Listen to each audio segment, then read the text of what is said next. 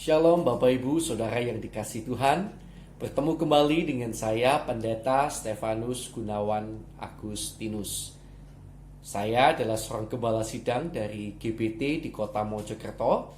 Dan saya sangat bersyukur boleh memberkati saudara lewat renungan online ini.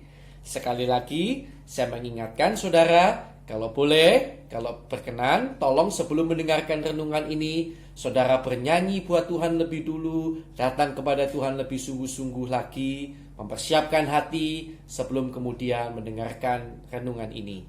Karena keterbatasan yang ada pada saya tidak bisa mengajak saudara bernyanyi lebih dulu dengan alat musik dan lain sebagainya. Tapi saya berdoa, saya berharap saudara melakukan itu di rumah, dan mempersiapkan diri sungguh-sungguh untuk menyambut kebenaran firman Tuhan. Mari kita akan berdoa bersama-sama lebih dulu Bapak Ibu sidang jemaat yang dikasihi Tuhan. Mari kita akan berdoa bersama-sama. Terima kasih Tuhan, kami bersyukur pada hari ini kembali kami boleh belajar akan kebenaran firman-Mu. Kiranya Engkau mengurapi kami dengan kuat kuasa Roh Kudus-Mu Tuhan. Terus kami minta Roh Kudus-Mu bekerja. Karena tanpa kuasa Roh Kudus-Mu kami tidak akan bisa mengerti kebenaran firman-Mu. Karena ada selubung yang menutupi mata hati kami. Tapi kami percaya ketika Roh Allah menguasai kami, selubung itu diambil dari mata hati kami. Sehingga kami akan mampu mengerti kebenaran firman-Mu. Dan lebih lagi daripada itu, kiranya Tuhan akan memberikan kami kekuatan. Sehingga kami menjadi pelaku-pelaku firman. Terima kasih Tuhan, terima kasih. Sertai kami serahkan renungan hari ini ke dalam tangan-Mu. Di dalam nama Tuhan Yesus Kristus. Yang percaya, mari bersama saya katakan amin. Puji Tuhan. Bapak Ibu, saudara yang dikasihi Tuhan, kalau boleh jujur, hari ini saya ingin lompati. Saya nggak ingin bikin YouTube hari ini bukan karena saya nggak ada waktu, tapi karena tema yang Tuhan berikan kepada saya hari ini buat saya terlalu menakutkan untuk disampaikan. Sehingga sempat secara daging saya nggak ingin menyampaikan, ya, karena ini berkaitan juga nanti tentu dengan peristiwa belakangan ini yang terjadi, di mana ada di tengah-tengah virus corona ini, ya, saudara pasti tahu di dunia kekristenan ada sempat terjadi polemik yang cukup besar. Dan itu membuat saya takut untuk menyampaikan apa yang Tuhan taruh dalam hati saya hari ini. Ya, sempat timbul pertentangan dalam jiwa saya, tetapi ya Roh Kudus yang menang. Jadi saya hari ini tetap bikin YouTube untuk saudara dengan tema yang Tuhan taruh di dalam hati saya, atau judul khotbah yang Tuhan taruh dalam hati saya untuk saya sampaikan kepada saudara.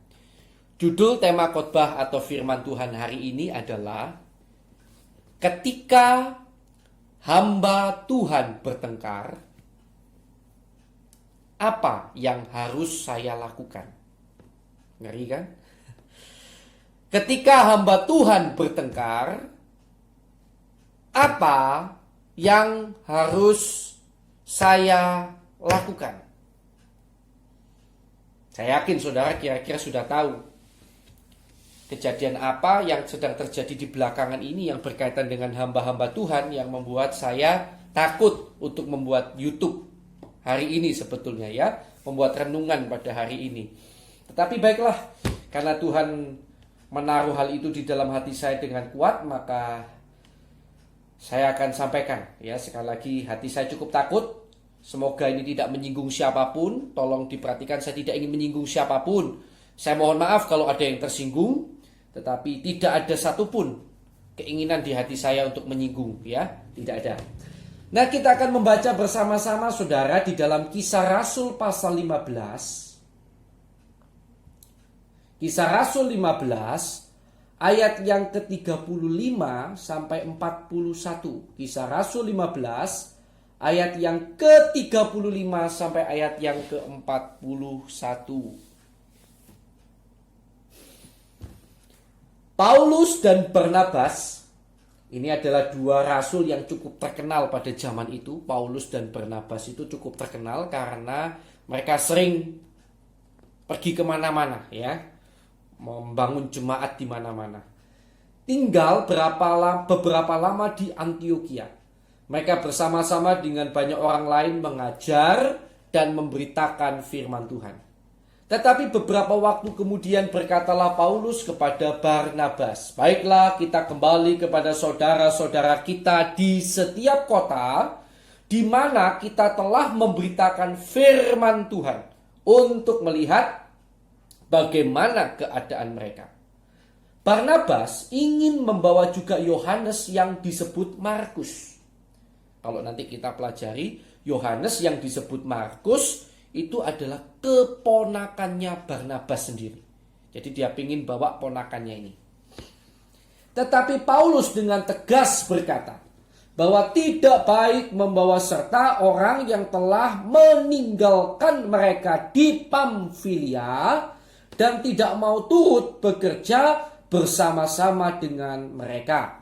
Orang yang dimaksud ini tentu saja adalah Markus, Yohanes Markus, keponakan Barnabas. Ternyata Yohanes Markus ini pernah meninggalkan Paulus dan Barnabas ya di Pamfilia dan tidak mau turut bekerja untuk pekerjaan Tuhan.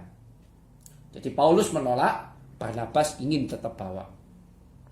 Hal itu menimbulkan perselisihan yang tajam sehingga mereka berpisah dan Barnabas membawa Markus juga sertanya berlayar ke Siprus. Tetapi Paulus memilih Silas dan sesudah diserahkan oleh saudara-saudara itu kepada kasih karunia Tuhan, berangkatlah ia mengelilingi Syria dan Kilikia sambil meneguhkan jemaat-jemaat di situ. Puji Tuhan. Amin.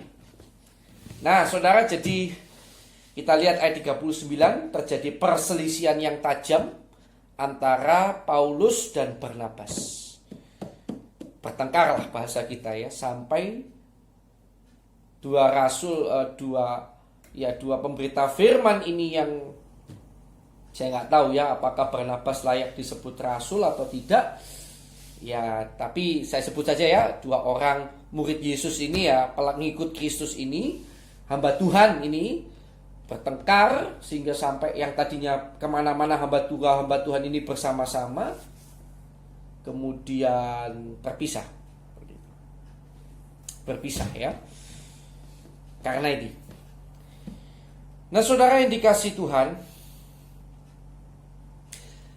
ada perbedaan pemikiran di sini kita lihat. Paulus adalah orang yang sangat tegas.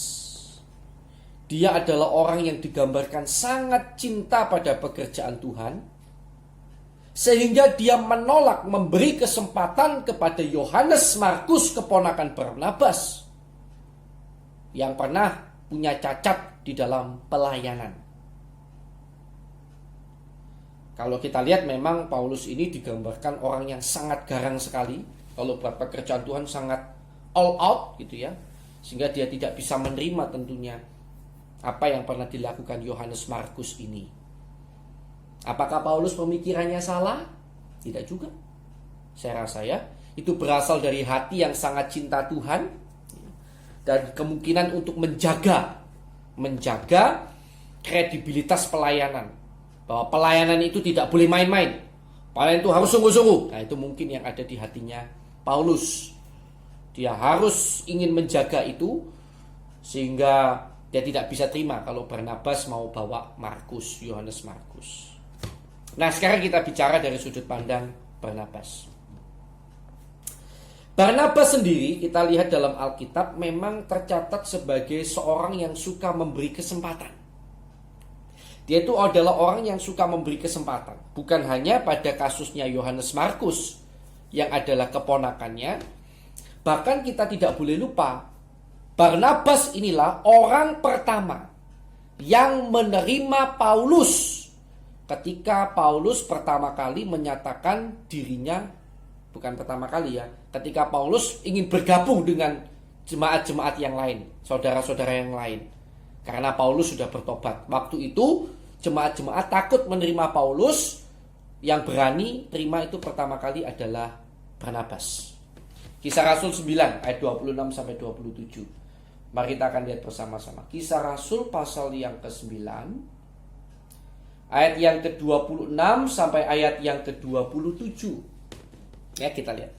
Setibanya di Yerusalem, Saulus mencoba menggabungkan diri kepada murid-murid. Tetapi semuanya takut kepadanya, karena mereka tidak dapat percaya bahwa ia juga seorang murid. Tetapi Barnabas menerima dia, ini perhatikan, dan membawanya kepada rasul-rasul dan menceritakan kepada mereka bagaimana Saulus melihat Tuhan di tengah jalan dan bahwa Tuhan berbicara dengan dia dan bagaimana keberaniannya mengajar di Damsyik dalam nama Yesus.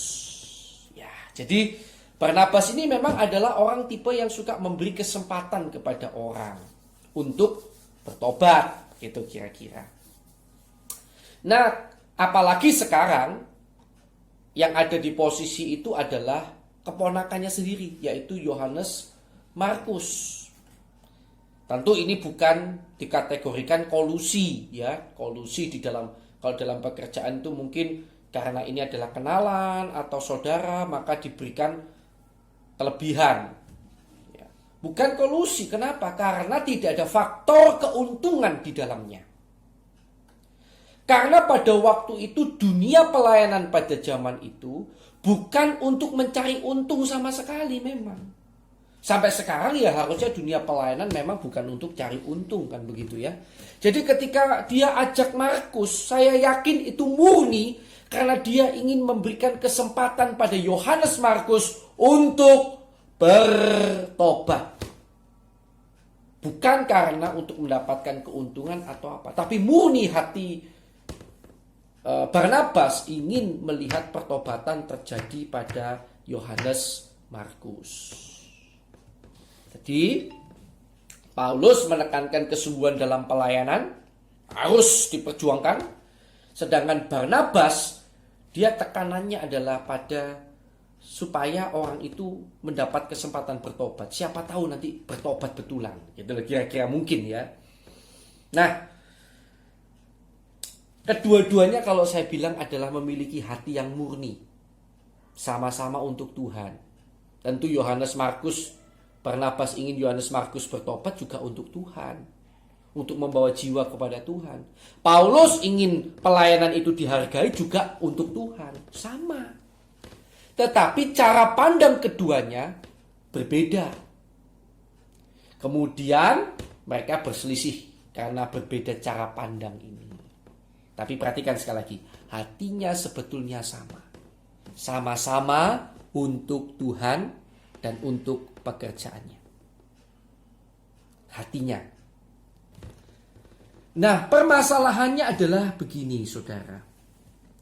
Hati manusia itu yang tahu hanya Tuhan. Betul ya? Kita manusia itu tidak tahu hati. Jadi tentu pada waktu itu kemungkinan ada yang pro dengan Paulus, ada yang pro dengan pendapatnya Barnabas. Sebetulnya pro dengan cara pandang Paulus dan pro dengan cara pandang Barnabas.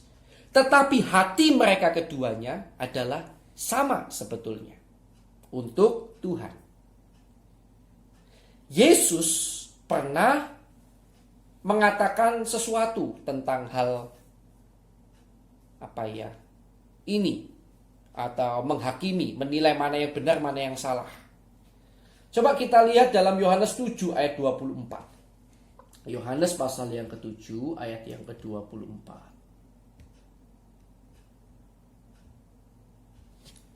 Janganlah menghakimi menurut apa yang nampak, tetapi hakimilah dengan adil. Saya ulangi, janganlah menghakimi menurut apa yang nampak, tetapi hakimilah dengan adil. Nah, jadi kalau tadi pertanyakan misalnya, mana yang benar, cara pandangnya Paulus atau Barnabas? Cara pandang keduanya tidak bisa dikatakan salah sebetulnya. Salah 100% itu juga tidak bisa. Benar 100% juga mungkin tidak bisa. Dalam arti ya, kalau diperdebatkan semuanya itu punya poin positif negatif sendiri-sendiri sebetulnya.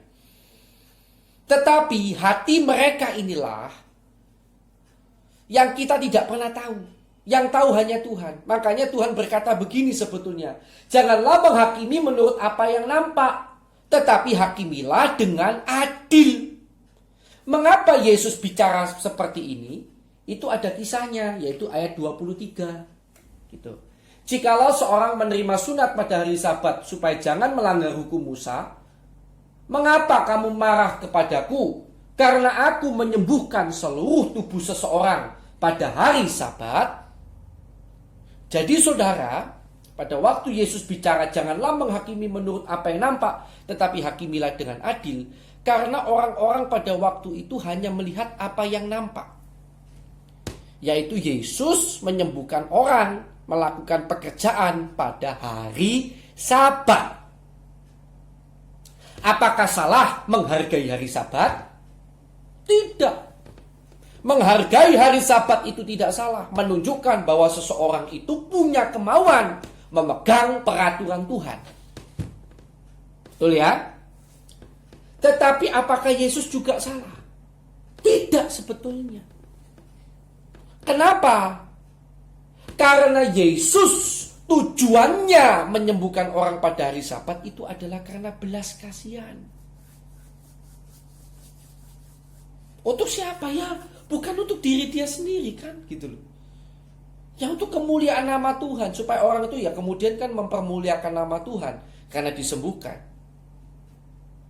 Jadi kedua-duanya sebetulnya ya dibilang salah tidak. Tetapi orang-orang pada waktu itu menghakimi Yesus salah. Nah itu yang jadi masalah. Maka Yesus berkata begini, kamu jangan hakimi menurut apa yang nampak, hakimilah dengan adil. Dengan adil itu bagaimana? Ya kalau menurut pendapat saya tarik kesimpulan dari firman yang saya baca tadi. Ya kalau kita tahu apa yang ada di dalam hati manusia itu, baru kita boleh ambil kesimpulan. Ya. Nah, saudara yang dikasih Tuhan, itu yang bisa kita lihat. Nah, tapi perlu saya beritahukan kepada saudara bahwa pada akhirnya Paulus ini bisa menerima Yohanes Markus kok. Ya. Pada waktu dia berselisih dengan Barnabas itu sekitar tahun 49 Masehi. Ya, jadi tahun 49 Masehi itu mereka berselisih itu. Kira-kira. Tapi kita lihat kemudian pada ayat-ayat yang lain dia menerima Yohanes Markus. Ya, dia sudah terima Yohanes Markus. Mari kita lihat beberapa. Misalnya Kolose 4 ayat yang ke-10. Kolose 4 ayat yang ke-10.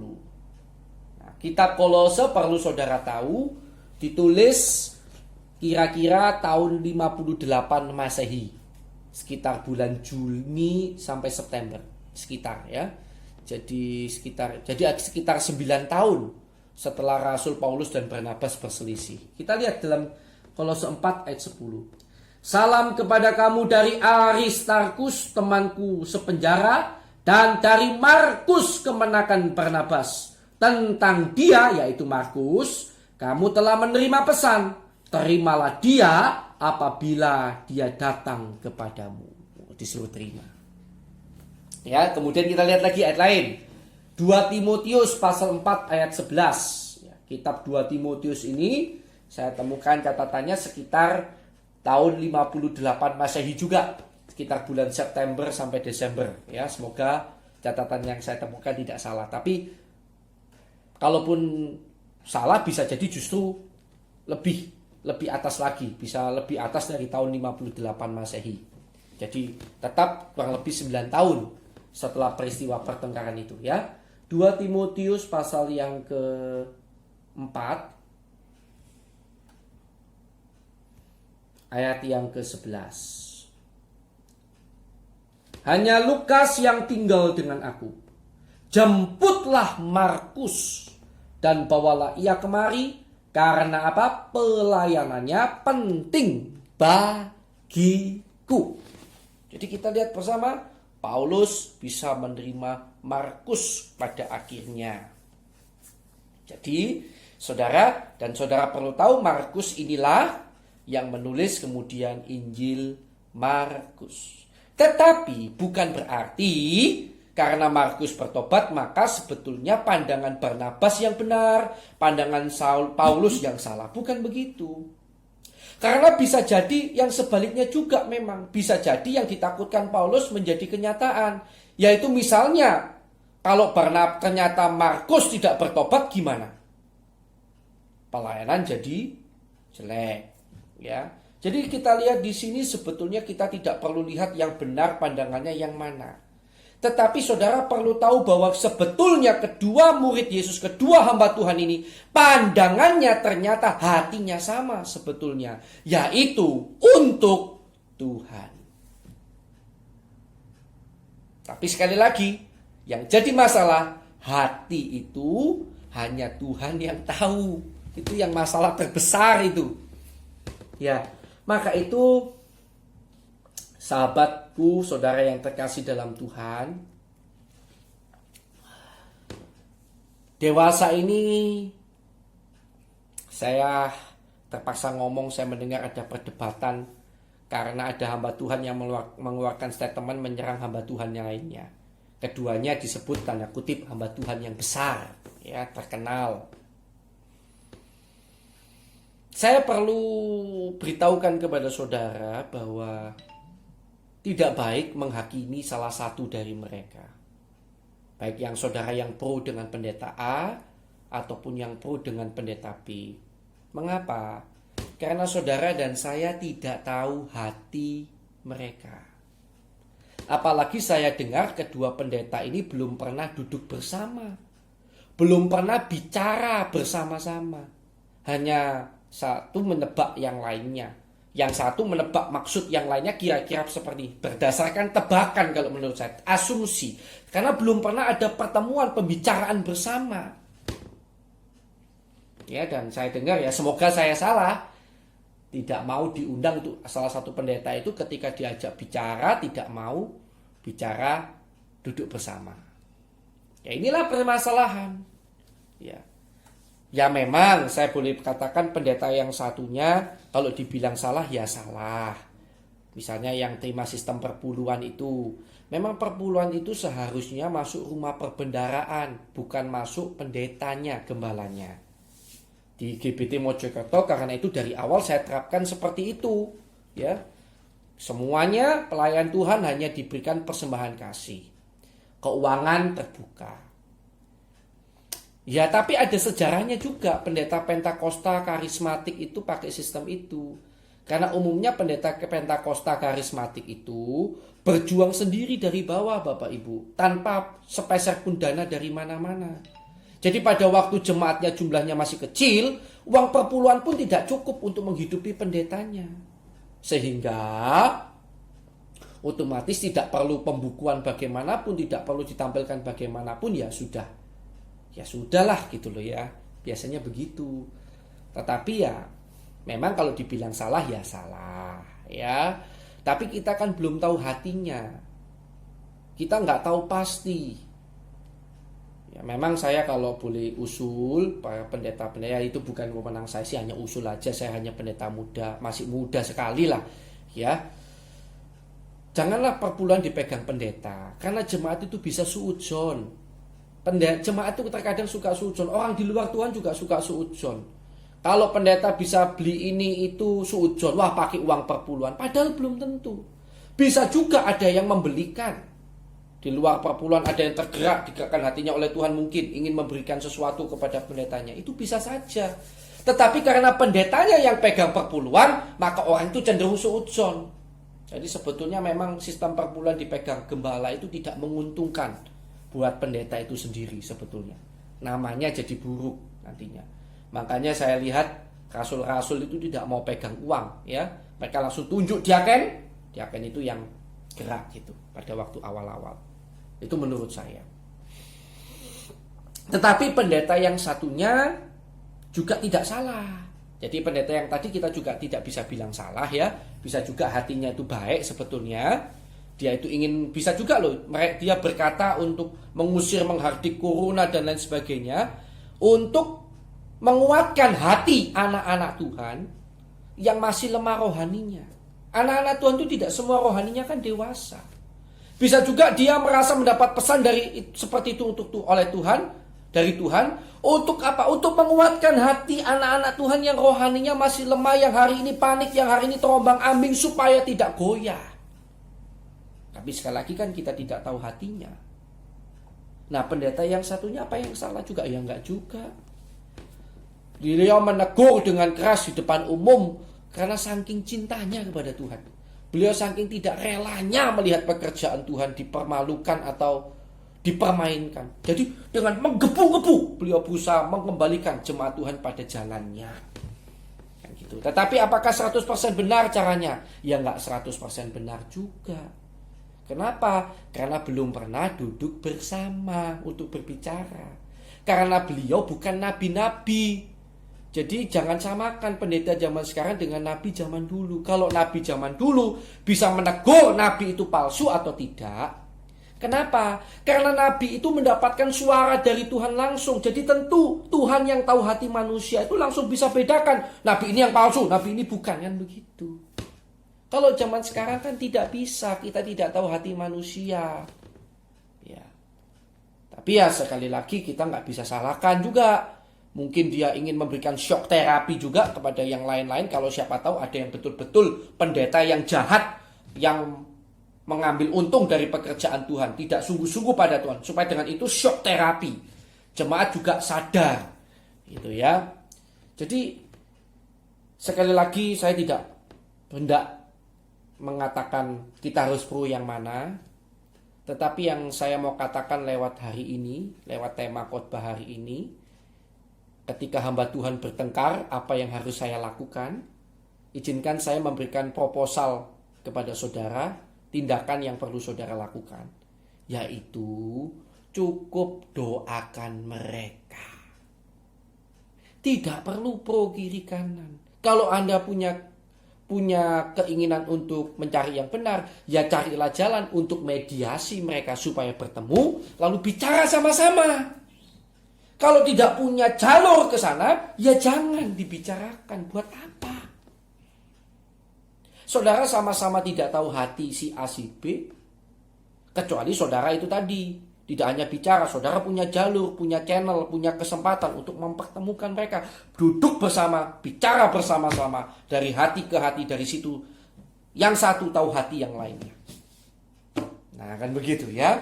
Lewat bicara itu lebih mengenal lah. Walaupun gak tahu hati 100%, tapi lebih mengenal. Baru dari situ bisa ambil tindakan. Tapi izinkan saya bicara. Apa yang harus saudara lakukan? Doakan mereka. Doakan mereka. Demikian juga kita perluas, bukan hanya tentang bicara pendeta-pendeta. Kita terhadap orang lain. Jangan suka menjadi hakim. Jangan suka menjadi hakim. Ya. Tetapi jadilah orang yang suka berbuat kasih. Minimal doakan orang itu di dalam hati saudara. Berbuat kasih itu lebih penting. Roma pasal 14 ayat yang ke-10, ayat terakhir untuk hari ini ya. Roma pasal 14 ayat yang ke-10. Tetapi mengapakah engkau menghakimi saudaramu? Atau mengapakah engkau menghina saudaramu? Sebab kita semua harus menghadap tahta pengadilan Allah. Ayat 13 ya, tambah satu ayat lagi ya. Karena itu janganlah kita saling menghakimi lagi, tetapi lebih baik kamu menganut pandangan ini. Jangan kita membuat saudara kita jatuh atau tersandung. Artinya ya sudahlah, berbuat kasih saja. Kasih itu lebih penting daripada penghakiman. Menilai yang benar yang salah itu penting memang. Ya perlu supaya kita bisa membedakan. Tetapi lebih lagi daripada itu, berbuat kasih itu jauh lagi lebih penting. Jemaat Tuhan, saya berdoa jemaat di GBT Mojokerto terutama, GBT yang di kota Mojokerto terutama ya, Bapak Ibu Saudara bisa menjadi jemaat yang dewasa dalam Tuhan, tidak terjebak dalam saling menghakimi, suka menghakimi, tetapi lebih banyak berdoa. Ingat tema besar tahun ini, berdoa dan berjaga-jaga. Doakan. dengan penuh kasih, dengan tetes air mata. Tuhan, kalau mereka salah, tolong mereka supaya mereka sadar kesalahan mereka. Ya, siapapun yang salah, kita doakan. Lebih baik begitu daripada menghakimi. Kurangi menghakimi, perbanyak mengasihi, perbanyak doakan orang lain. Tuhan Yesus memberkati. Bapak Ibu Saudara yang kasih Tuhan, ada permohonan doa yang masuk kemarin ya untuk didoakan hari ini secara online untuk para tenaga medis. Jadi ada satu orang yang menceritakan tentang saudaranya yang sebagai tenaga medis, di mana bukan hanya mereka harus berjuang melawan COVID-19, mereka juga ditolak oleh lingkungannya ketika akan pulang ke rumah. Kasihan sekali. Memang di dunia ini banyak orang egois ya. Padahal para perawat dokter itu adalah pahlawan-pahlawan. Tetapi pahlawan-pahlawan yang ditolak oleh lingkungannya. Kasihan sekali dan kita akan doakan mereka. Ya, mari kita akan berdoa bersama-sama. Bapa di dalam kerajaan surga, terima kasih Tuhan. Kami mengucap syukur kepadamu. Karena Tuhan sudah menolong kami untuk kami boleh belajar kebenaran firman-Mu. Pada akhirnya kami mendapatkan kesimpulan bahwa kami sebagai manusia tidak tahu hati teman kami yang lainnya. Karena itu biarlah kami mempersedikit penghakiman-penghakiman yang kami keluarkan terhadap sesama kami. Namun memperbanyak tindakan kasih, perbuatan kasih kami kepada mereka. Minimal biarlah kami belajar untuk mendoakan mereka. Biarlah kami belajar untuk sungguh-sungguh membawa mereka kepada Tuhan. Biarlah Tuhan yang akan berperkara. Biarlah Tuhan yang akan menolong dan menunjukkan semuanya. Terima kasih Tuhan, terima kasih karena Kau mengajar kami semakin dewasa di dalam Tuhan. Kami juga berdoa untuk Tuhan, rekan-rekan tenaga medis, para perawat dokter. Mereka adalah para pahlawan saat ini, namun mereka seringkali justru ditolak oleh lingkungannya yang mungkin egois dan lain sebagainya. Kami berdoa lebih dulu juga Tuhan, ampuni lingkungan yang menolak itu Tuhan. Dan buat para tenaga medis, kiranya Tuhan berikan kekuatan kepada mereka, kesehatan senantiasa. Berikan pertolongan-Mu, mereka berikan penghiburan kepada mereka di tengah-tengah kondisi yang seperti ini Tuhan. Dan lingkungan yang menolak mereka, berikan mereka pertobatan. Biarlah Tuhan akan menjadikan mereka orang-orang yang baik, yang mau bersedia menerima tenaga-tenaga medis ini. Mereka adalah para pahlawan yang hari-hari ini berjuang melawan wabah yang ada. Tuhan, sekali lagi kami berdoa buat mereka, kuatkan mereka Tuhan, berkati mereka, berikan mereka kesehatan, jaga lindungi mereka. Tolong agar kalau boleh jangan lagi ada Tuhan korban berjatuhan dari tenaga medis. Kami sangat sedih melihat mereka harus berjatuhan korban. Tuhan kiranya menjamah dan menolong mereka. Terima kasih Tuhan, terima kasih. Di dalam nama Tuhan Yesus Kristus kami berdoa dan mengucap syukur. Haleluya. Yang percaya saya percaya. Mari bersama-sama saya katakan amin. Puji Tuhan. Tuhan Yesus memberkati saudara. Haleluya.